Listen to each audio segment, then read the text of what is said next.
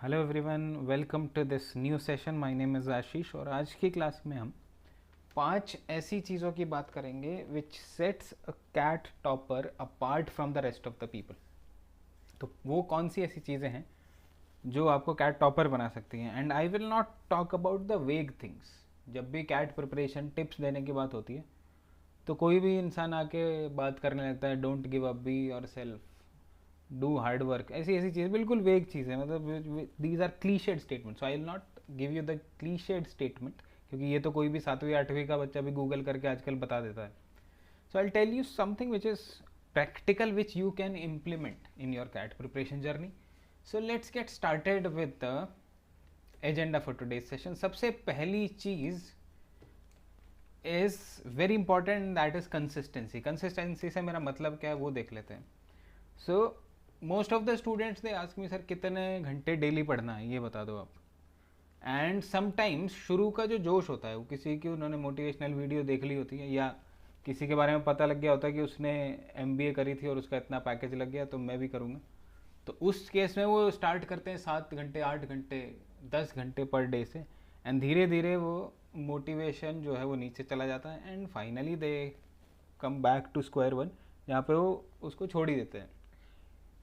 सबसे इम्पॉर्टेंट चीज़ जो है, आपको सबसे पहले आप टाइम डिसाइड करो जितना आप इजीली दे सकते हैं, उससे 10 से 20% ज़्यादा दो। For example, if you can easily take let's say 2 hours out of your daily routine, तो just try to give 2 hours और से लेट्स से 2.5 आवर्स। जितना आप बहुत इजीली निकाल सकते हैं टाइम, उससे आपको थोड़ा सा ज़्यादा कोशिश करनी है कि आप उसके लिए टाइम निकालें प्रिपरेशन के लिए, और उसमें कंसिस्टेंट रहें। अब आपने एक टाइम डिसाइड कर लिया कि इतने घंटे मुझे डेली देने हैं, because we still have 5 to 6 month left in the CAT exam, और उसके अलावा भी बहुत सारे एग्ज़ाम्स हैं जो जनवरी तक भी होते हैं। तो आपके पास टाइम इनफ है। तो अगर आप डेली एक पर्टिकुलर टाइम डिसाइड कर लेंगे, उसके बाद आपको कभी भी वो मिस नहीं करना है। That rule you need to remember. ऐसा नहीं होना चाहिए कि अरे चलो आज तो मैच था तो आज चले, आज छोड़ देते हैं हम पढ़ाई, या आज तो किसी का बर्थडे था तो आज तो पार्टी कर लेते हैं, या आज तो हमें वेब सीरीज़ देखनी है। तो वो सारी चीज़ें जो है वो टॉपर लोग नहीं करते हैं। एक छोटा सा एग्जांपल देता हूँ। मैंने एक व्हाट्सएप ग्रुप बनाया हुआ है जिसमें I post daily reading links and I also give the assignment related to that reading. अब उसमें क्या होता है कि 10% लोग बहुत कंसिस्टेंट होते हैं, जो एक्चुअल कंसिस्टेंसी से सारे क्वेश्चन सॉल्व करते हैं। These are 10% of the total number of the people. उसके अलावा ये मान के चलिए अब 60% के आसपास लोग होते हैं ऑन एंड ऑफ वाले। वही जो मैंने शुरू में बोला था कि बीच बीच में जोश आता है, फिर जोश ठंडा हो जाता है, फिर कुछ जग जाते हैं बीच में और फिर से स्टार्ट कर देते हैं क्वेश्चन सॉल्व करना। तो मेजॉरिटी ऑफ द पॉपुलेशन वो इसी कैटेगरी में आती है। और उसके अलावा कुछ बिल्कुल हिम्मत हार चुके होते हैं, दे आर कम्प्लीटली ओब्लिवियस, वो तो कभी टास्क करते ही नहीं असाइनमेंट वाला। तो ये 3 कैटेगरी नॉर्मली कैट प्रिपरेशन में भी पाई जाती हैं। तो आपको कोशिश करनी है, इनफैक्ट कोशिश क्या करनी है, आपको 100% ही फर्स्ट कैटेगरी में आना है, जो बिल्कुल कंसिस्टेंट होते हैं। यानी अगर आपने डिसाइड कर लिया है कि मुझे इतना टाइम देना है कैट प्रिपरेशन को, तो कुछ भी हो जाए दैट इज़ फाइनल, उससे आप कॉम्प्रोमाइज़ नहीं करेंगे। भले ही आपको वेब सीरीज से कॉम्प्रोमाइज़ करना पड़ जाए, भले ही आपको पार्टीज से कॉम्प्रोमाइज़ करना पड़ जाए, but not with your preparation. So consistency is very important. और अगर आप कंसिस्टेंटली ये कुछ महीनों तक कर लेंगे, then you will see a drastic improvement in your preparation level. तो ये चीज़ ध्यान रखिएगा। और ग्रुप से मुझे याद आ गया, in case you want to join that group, तो उसका लिंक डिस्क्रिप्शन में है, so you can give your detail and I will be contacting you for the same. तो पहला पॉइंट था कंसिस्टेंसी का, वेरी इंपॉर्टेंट। सेकेंड पॉइंट पे आ जाते हैं। एक चीज़ जो आपको ध्यान देनी होती है कैट में, आपको सारे क्वेश्चन सॉल्व नहीं करने होते। It is not your board exams जहाँ पे आपको पूरा 3 घंटे में सारे क्वेश्चन सॉल्व करने और उसके बाद ही आपका एक अच्छा स्कोर आएगा। कैट के टॉपर्स जो लोग होते हैं, टॉपर से मेरा मतलब है टॉप 10 परसेंटाइल 5 परसेंटाइल वाले। वो जो लोग होते हैं वो पूरे क्वेश्चन सॉल्व नहीं करते, दे आर स्मार्ट पीपल। क्योंकि कैट की अगर आप कट ऑफ देखें पिछले कुछ सालों की, तो हार्डली 50% से 60% के बीच में रहते हैं। अगर आपके 60% आ गए गलती से, तो आप पूरा ऑल इंडिया टॉपर बन सकते हैं। तो आपको पूरा क्वेश्चन पेपर तो वैसे ही सॉल्व नहीं करना है, तो उसके लिए आपको क्या करना पड़ेगा, you need to judiciously select the questions जो आपको अटेम्प्ट करने हैं, क्योंकि कुछ क्वेश्चन ईजी होते हैं। 3 टाइप के क्वेश्चन आएंगे, या तो ईजी आएगा, या मॉडरेट होगा, या डिफिकल्ट आएगा। अब उस क्वेश्चन के सामने तो लिखा नहीं होगा कि ये ईजी क्वेश्चन है, क्योंकि अगर ऐसे लिख देते तो बहुत ईजी हो जाता सबके लिए। तो आपको आइडेंटिफाई करने पड़ेंगे कि इजी और मॉडरेट क्वेश्चंस किधर है, और डिफिकल्ट क्वेश्चंस आपको अवॉइड करने होंगे, क्योंकि number of marks will be same, हर क्वेश्चन सेम ही मार्क्स का होता है। तो why to waste your time on difficult question, जबकि आपको टोटल मार्क्स का 50 से 55% भी लाएंगे तो भी काम चल जाएगा बहुत ईजीली। तो वो आपको करना पड़ेगा जब भी आप मॉक टेस्ट देंगे। Try to select the easier and the moderate difficulty level questions first, and उनको अटेम्प्ट करिए। ये आपकी स्ट्रैटेजी होनी चाहिए, जो कि बहुत से लोग करते नहीं है। ये सुनने में बहुत कॉमन सी चीज़ लगती है कि हाँ ये तो करना ही चाहिए, बट एक्चुअल जब एग्जाम देते हैं तब वो वही पुराने स्कूल वाले तरीके से करते हैं कि क्वेश्चन नंबर 1 आए तो उसी को सॉल्व करेंगे, चाहे वो ईजी हो, डिफिकल्ट हो, कैसा भी हो।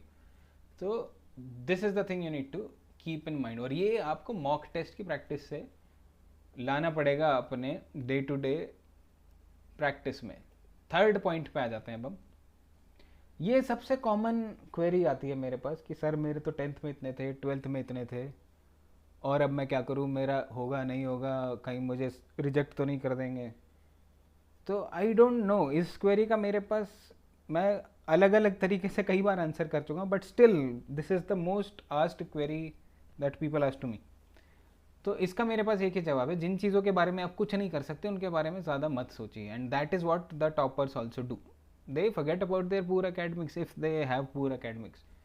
सिर्फ आप इतना देखिए कि आप सिलेक्शन क्राइटेरिया में एलिजिबल हैं या नहीं। अब उसके लिए क्या कर सकते हैं, आप अलग अलग कॉलेज का एलिजिबिलिटी क्राइटेरिया चेक कर सकते हैं। मैंने अपने इसी चैनल पे भी कई सारे कॉलेजेस के एलिजिबिलिटी क्राइटेरिया डाले हुए हैं, कुछ लिंक्स में डिस्क्रिप्शन में भी दे दूंगा, तो आप जाके देखिए एक एक कॉलेज को कि कौन से कॉलेज अकेडमिक्स को कितना वेटेज दे रहे हैं। ऐसे कॉलेज होते हैं जो अकेडमिक्स को बहुत ज़्यादा वेटेज देते हैं, तो उनमें अगर आपके पुअर अकेड्स हैं तो डेफिनेटली नेगेटिव इम्पैक्ट पड़ेगा। कुछ ऐसे भी कॉलेजेस होते हैं जो कम वेटेज देते हैं आपके अकेडमिक्स को, तो उसमें इतना इम्पैक्ट नहीं पड़ेगा। तो इसका कोई भी एक कॉमन आंसर नहीं दिया जा सकता कि अगर मेरे एकेडमिक्स ख़राब है तो क्या मेरे सिलेक्शन पे इम्पैक्ट आएगा।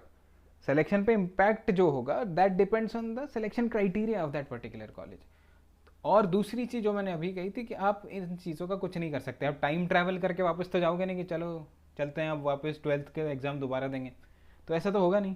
तो जिस चीज़ का आप सॉल्यूशन नहीं निकाल सकते, why are you wasting your time. कुछ लोग यही सोचते रह जाते हैं, अरे मेरे तो 12th के मार्क्स ख़राब थे, अरे मेरे तो 10th में 60 परसेंटाइल था, अब मैं क्या करूँ। तो ऐसा मत करिए। जिन चीज़ों को आप अभी भी ठीक कर सकते हैं उन पर ध्यान दीजिए, and that is your exam, CAT exam. तो उसको आप कॉम्पनसेट करने की कोशिश करिए। अगर आपके कम भी मार्क्स थे 10 12th में, तो उसको कोशिश करिए कैट के हाई स्कोर से कॉम्पनसेट करें, rather than wasting and cribbing about your poor CATs. So इस चीज़ को आप ध्यान रखिएगा। फोर्थ पॉइंट पे आ जाते हैं। ये भी बहुत कॉमन मिस्टेक है जो मैक्सिमम लोग करते हैं, बट टॉपर्स नहीं करते हैं, इसीलिए वो टॉपर बन जाते हैं। कुछ लोग कहते हैं कि जब मेरी सारी तैयारी हो जाएगी, जब मैं एक एक टॉपिक कवर कर लूँगा और उसके भी सारे क्वेश्चन सॉल्व कर लूँगा, तब मैं मॉक टेस्ट स्टार्ट करूँगा और उसके बाद ही मैं एग्ज़ाम देने जाऊँगा। ये बहुत ही कॉमन एरर है, इसमें मत फंसिएगा। Start from where you are. अगर आपका 50% भी कवर हो गया तो आप मॉक टेस्ट देने स्टार्ट कर दीजिएगा। और मॉक टेस्ट कब से स्टार्ट करना है, करेंटली वी आर इन जून, तो आप जुलाई से स्टार्ट कर सकते हैं जितनी भी प्रिपरेशन है उसी के साथ, क्योंकि आपको स्ट्रैटेजी बनानी पड़ती है। जब एक्चुअल मॉक एग्जाम देते तब आपको समझ आता है कि 3 घंटे बैठना कितना मुश्किल है स्क्रीन के सामने, और जो क्वेश्चन आप वैसे नॉर्मली बैठ के सॉल्व इजीली कर देते थे, वही क्वेश्चन जब टाइम प्रेशर के साथ करना होता है तो नहीं कर पाते। इसीलिए मॉक टेस्ट देने ज़रूरी हो जाते हैं। और उसके बाद उसका एनालिसिस करिए। तो कभी भी आप पूरी प्रिपरेशन का वेट मत करिए कि जब मेरी 100% प्रिपरेशन होगी तभी करूँगा, ऐसी गलती मत करिएगा। And last and the final point, use the past CAT papers judiciously. ये मैं कह के थक चुका हूँ स्टूडेंट्स को, फिर भी वो करते नहीं हैं।